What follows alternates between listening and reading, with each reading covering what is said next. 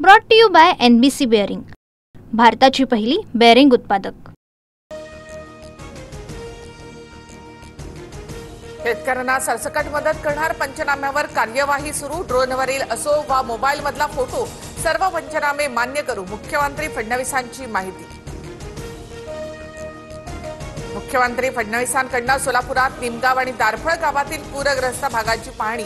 शेतकऱ्यांना दिवाळीपूर्वीच तातडीची मदत करणार, आवश्यक तिथे निकष शिथिल करणार, फडणवीसांची घोषणा। धाराशिवमधील पूरग्रस्तांना उपमुख्यमंत्री एकनाथ शिंदेंकडून मदतीचा हात। बूम परांडा कळंबमधील 10,000 कुटुंबांना 50 टेम्पो भरून किट। मदतीच्या किटवर शिंदेंसह सरनाईकांचा फोटो। उपमुख्यमंत्री शिंदेंच्या मदत किटमध्ये 12 जीवनावश्यक वस्तूंचा समावेश। किटमध्ये पीठ, पोहे, डाळ, शेंगदाणे, तेलासह तांदूळ, साखर आणि ब्लँकेट। दाढीचे फोटो लावून पूरग्रस्तांना मदत हा निर्लज्जपणा। एकनाथ शिंदेंनी पाठवलेल्या मदतीच्या किटवरून संजय राऊतांची टीका। टीका करणाऱ्यांनी कधी 1 किलो धान्याची तरी मदत शेतकऱ्यांच्या बांधावर जाऊन केली का? मदत किटवरील टीकेनंतर तानाजी सावंतांचा सवाल। मदत करताना 65 मिलीमीटर पावसाची अट ठेवणार नाही। अडचणीच्या काळामध्ये नियमांवर फार बोट ठेवू नका, निधीची चिंता करू नका, अजित पवार यांचं आश्वासन। मराठवाड्यामध्ये पुढील 5 दिवस मुसळधार ते अतिमुसळधार पावसाची शक्यता।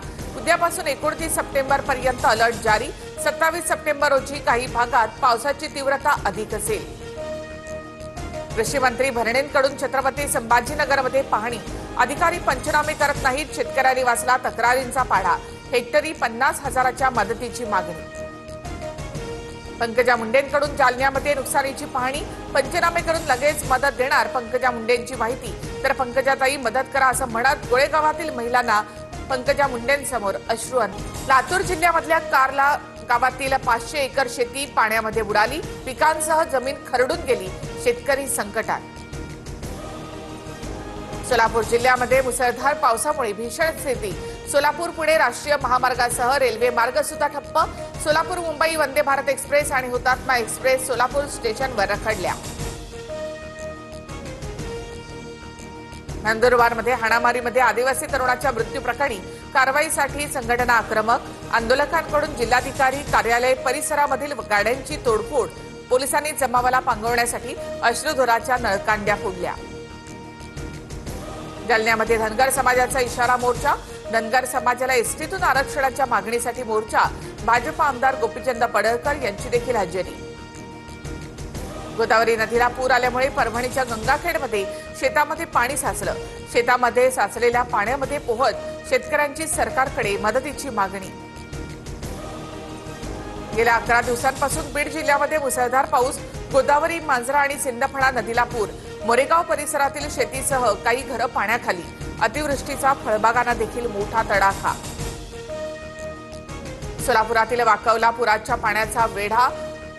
रेस्क्यू टीम पोहोचली नसल्याचा गावकऱ्यांचा दावा। पुरामुळे पिण्याच्या पाण्याची देखील गावामध्ये सोय नसल्यामुळे ग्रामस्थ हवालदिल। सोनं 2,950 रुपयांनी तर चांदी 4,500 रुपयांनी महाग। सोनं 1,17,832 रुपये तोळा तर चांदी 1,40,080 रुपये किलोवर।